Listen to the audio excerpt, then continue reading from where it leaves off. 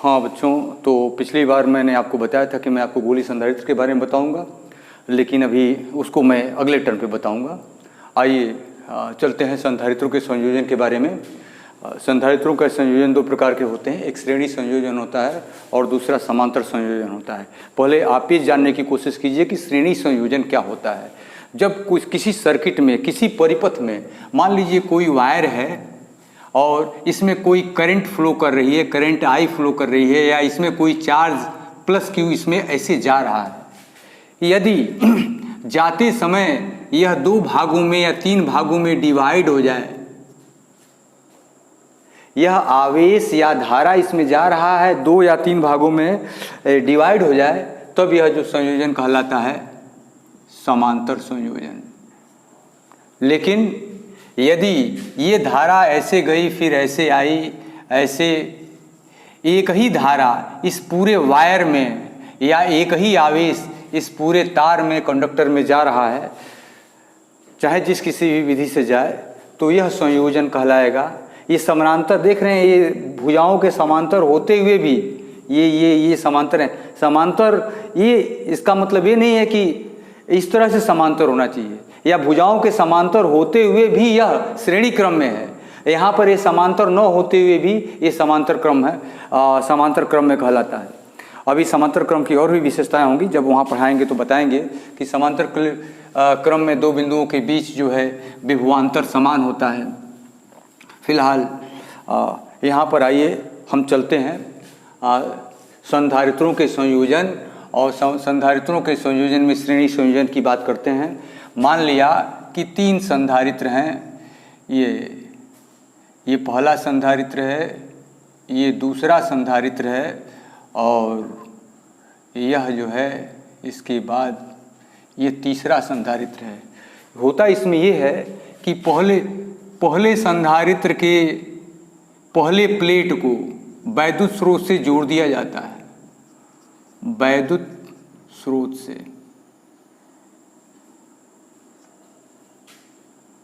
ये वैद्युत स्रोत से, और जो अंतिम संधारित्र के अंतिम प्लेट को भू संपर्कित कर दिया जाता है, जिससे कि इसका विभव जो है शून्य हो जाए। या ऐसे भी किया जा सकता है कि इस वाले पोर्शन को लाया जाए बैटरी के पॉजिटिव टर्मिनल से, और इसको यहाँ से लाया जाए बैटरी के नेगेटिव टर्मिनल से जोड़ दिया जाए, तो भी हो जाएगा। तो यहाँ से यह पॉइंट ए मान लीजिए और इसको पॉइंट बी मानिए। यहाँ से वैद्युत स्रोत से जो कोई आवेश जाएगा, वह आवेश यहाँ पर अंदर की तरफ होगा, बाहर की तरफ नहीं होगा। बाहर की तरफ क्यों नहीं होगा अभी मैं आपको बताता हूँ, या हो सकता है पीछे वाले किसी लेक्चर में मैं बताया हूँ। और यहाँ पे प्लस आवेश यदि आ रहे हैं, तो चूंकि यह चालक प्लेट है, इसलिए यहाँ पर माइनस आवेश प्रेरित हो जाएंगे। इस प्लेट पर माइनस आवेश प्रेरित होने के साथ ही साथ इसके दूसरी साइड में प्लस क्यू प्रेरित होंगे, लेकिन यहाँ पे प्लस क्यू रुकेंगे नहीं। यहाँ के प्लस क्यू आवेश, यहाँ पर प्लस क्यू आवेश हो गया, तो यहाँ पर माइनस क्यू आवेश प्रेरित हुआ। फिर इसके बाद से दूसरे संधारित्र की पहली प्लेट पर यहाँ पर जो प्रेरित आवेश प्लस क्यू थे, ये यहाँ पर चला जाएगा, तो यहाँ पे हो जाएगा प्लस क्यू, और अंदर ही अंदर ये हो जाएगा माइनस क्यू। ऐसे ही यहाँ पर भी प्रेरित होंगे आवेश प्लस क्यू, और ये अगले संधारित्र के पहले प्लेट पर चले जाएंगे, और यहाँ पर ये जो है तो ये हो जाएगा प्लस क्यू माइनस क्यू। आप देख रहे हैं कि एक ही आवेश यहाँ से इस पर ऐसे ट्रांसफ़र होते हुए चला जा रहा है, या प्रेरण के कारण उत्पन्न होते हुए चला आ रहा है, इसलिए यह जो है श्रेणी क्रम है।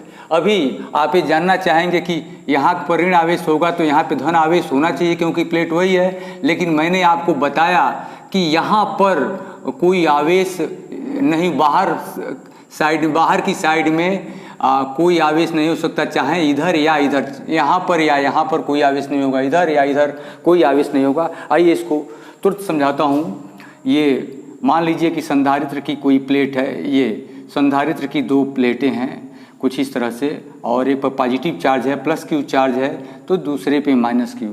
सरफेस चार्ज डेंसिटी इसकी आप सिग्मा मान सकते हैं, तो ये प्लस सिग्मा होगा, तो इसकी सरफेस चार्ज डेंसिटी हो जाएगी माइनस सिग्मा।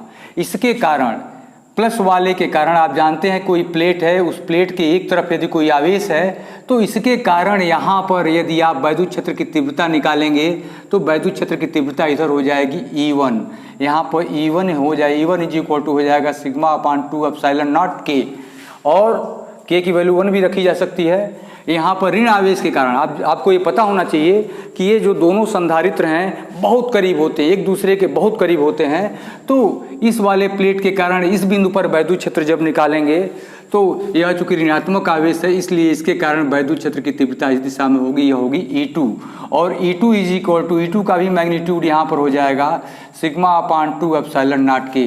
तो आप देखते हैं कि यहाँ पर बाहर वैद्युत क्षेत्र, बाहर कुल वैद्युत क्षेत्र E इज इक्वल टू 0 है, तो बाहर वैद्युत क्षेत्र शून्य है। इसका मतलब, इसका कहने का मतलब यह है कि इसके बाहरी प्लेट पर कोई आवेश नहीं होगा। तो आइए देखते हैं कि ये संधारित्र की तुल्य तीनों संधारित्रों की तुल्य धारिता क्या होगी। मान लीजिए कि यह पहला संधारित्र है और इसकी धारिता है C1, ये दूसरा संधारित्र है इसकी धारिता है C2, और यह तीसरा संधारित्र है इसकी धारिता है C3। जब इस पर Q आवेश दिया जाता है, यहाँ से Q आवेश एक पर दिया जाता है इसकी प्लेट को, तो इसके सिरों के बीच या इनके दोनों प्लेटों के बीच का विभवांतर V1 हो जाता है। इसके प्लेटों के बीच का विभवांतर V1, इसके प्लेटों के बीच का विभवांतर V2, और इन दोनों के C3 के प्लेटों के बीच का विभवांतर जो है V3 हो जाता है। एक बात गौर करने की है कि सभी संधारित्रों के पहले प्लेट, ये पहले संधारित्र की पहली प्लेट A है, दूसरे संधारित्र की पहली प्लेट A है, तीसरे संधारित्र की पहली प्लेट A है, ये सभी की सभी पॉजिटिव, और दूसरी प्लेट जो है नेगेटिव पोटेंशियल पर हैं कह दें, या ये नेगेटिव चार्ज के साथ हैं। अब इसके सिरों के बीच का विभवांतर V1, इसके सिरों के बीच का विभवांतर, इसके सिरों के बीच का विभवांतर V3 है।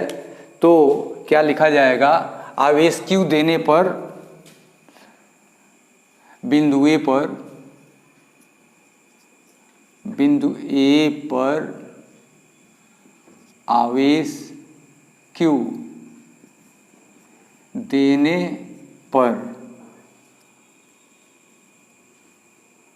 पहले संधारित्र पर, आइए सीधे मैं लिखता हूँ V1, एक फार्मूला होता है आप जानते हैं, Q is equal to CV, तो V is equal to Q upon C, तो V is equal to Q upon V1 is equal to Q upon C1, V2 is equal to हो जाएगा Q अपान C2, और V3 is equal to हो जाएगा Q upon C3। इसके बीच का विभवांतर, इसके बीच का विभवांतर A आपको क्लियर हुआ। तो अतः बिंदु A, यदि बिंदुओं A व B के बीच का विभवांतर V हो, कैसे, यहाँ से इस बिंदु से और बिंदु B के बीच का विभवांतर V हो,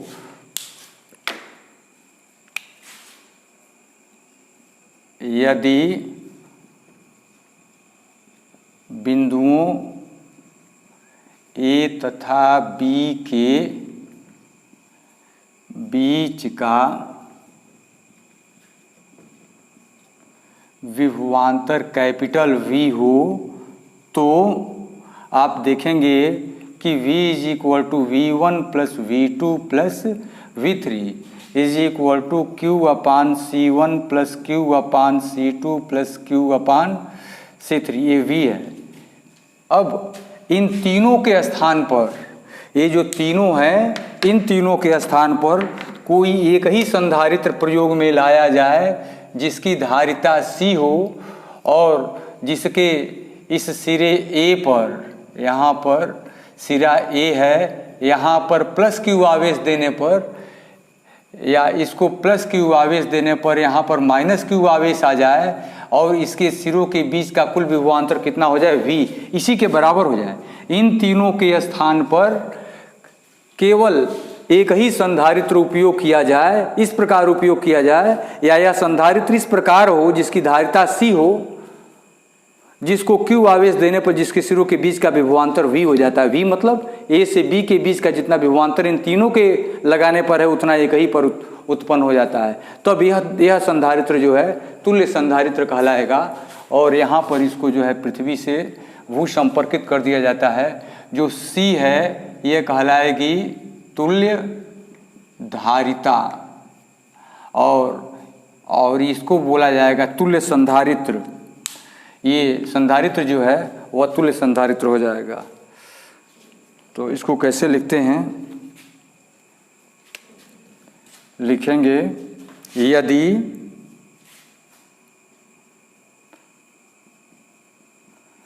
तीनों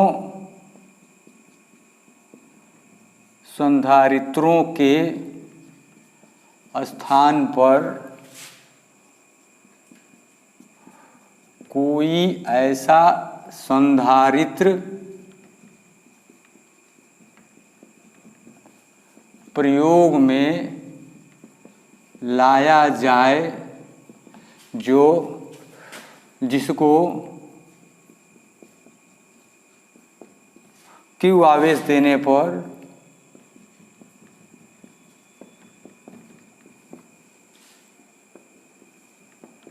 उसके सिरों के बीच का विभवांतर V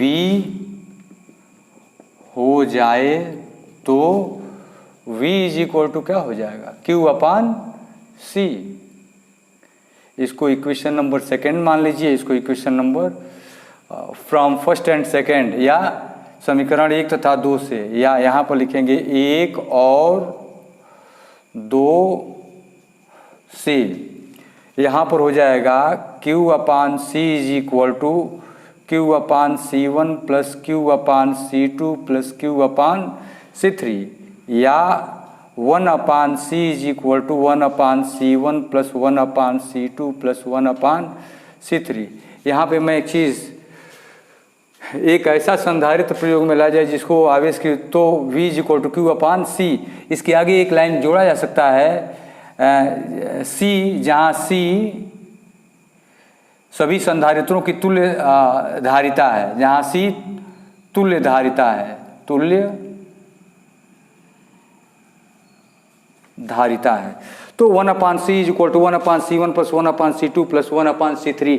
इस फार्मूले से यही श्रेणी संयोजन के संधारित्रों की तुल्य धारिता निकालने का जो है फार्मूला है। मैं एक बात बता दूं कि अगर मान लीजिए कि केवल 2 ही जुड़े हुए हैं तो 1/C is equal to 1/C1 plus 1/C2, 10 जुड़े हुए हैं तो 1/C is equal to 1/C1 plus 1/C2 plus 1/C3 होगा। लेकिन इसी श्रेणी संयोजन में 1-2 बातें जो इम्पॉर्टेंट होती है, जो मुझको बतानी है, मैं उसको आपको बताना चाहता हूँ। जैसे मान लीजिए कि एक 2 माइक्रोफैरेड का है और एक 4 माइक्रोफैरेड का है, और यह दोनों जुड़े हुए हैं, यह C1 है यह C2 है, श्रेणी क्रम में जुड़े हुए हैं। तो 1/C is equal to 1/C1 plus C2। तो यहाँ से जब कैलकुलेट करेंगे तो 1/C इज इक्वल टू नीचे हो जाएगा C1 C2 और ऊपर हो जाएगा C1 प्लस C2। तो C is equal to C1 C2 बटे C1 प्लस C2।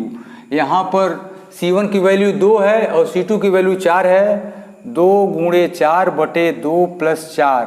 अब आप कैलकुलेट करेंगे तो आप पाएंगे कि 8 बटे 6 बराबर 1.3, कुछ ऐसे आएगा 1.3। आप जो पाते हैं कि जब दो संधारित्रों को जोड़ा जाता है श्रेणी क्रम में, जिनकी धारिता 2 माइक्रोफैरेड और 4 माइक्रोफैरेड है, तो इनकी तुल्य धारिता जो आती है ये दोनों संधारित्रों के से भी कम आती है। अर्थात ये 2 से भी, इन दोनों संधारित्रों में जो कम है उससे भी कम इसकी धारिता आती है। अर्थात श्रेणी क्रम में संधारित्र को तब जोड़ा जाता है जब तुल्य धारिता कम करने की आवश्यकता हो। दूसरी चीज़, यहाँ पर जब कोई पोटेंशियल डिफरेंस लगाना हो, कोई विभवांतर लगाना हो, किसी ज़्यादा वोल्ट वाली बैटरी को किसी ऐसे कैपेसिटर के बीच में लगाना हो जिसके जो कम विभवांतर सहन कर सकता हो, तो उस दशा में संधारित्रों की संख्या बढ़ा करके उसके विभव को डिस्ट्रीब्यूट किया जा सकता है, कुछ इस पर, कुछ इस पर, कुछ इस पर। इस तरह से जो बैटरी होती है उसका कुछ विभव इस पे आ जाता है, इस पे आ जाता है, इस पे आ जाता है। क्यों? क्योंकि कोई भी संधारित्र होता है उसका विभवांतर या वो कितना विभव सहन कर सकता है, कितना विभवांतर सहन कर सकता है, उसकी रेटिंग होती है। उस रेटिंग से ज़्यादा विभवांतर उस पर नहीं लगाया जा सकता। तो इस केस में जो होता है,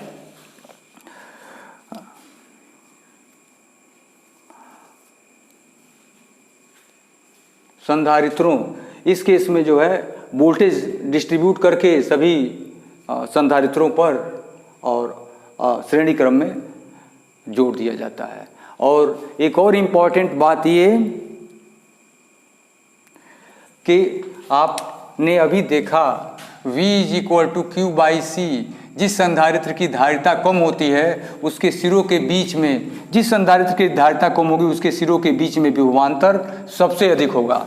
जैसे V1, V2, V3, मान लीजिए इसकी धारिता कम है तो यहाँ पर इसके सिरों के बीच का विभवांतर अधिक होगा, और यहाँ पर इसकी धारिता अधिक मान लीजिए तो इसके सिरों के बीच का विभवांतर जो है कम होगा। ये रहा श्रेणी क्रम से संबंधित।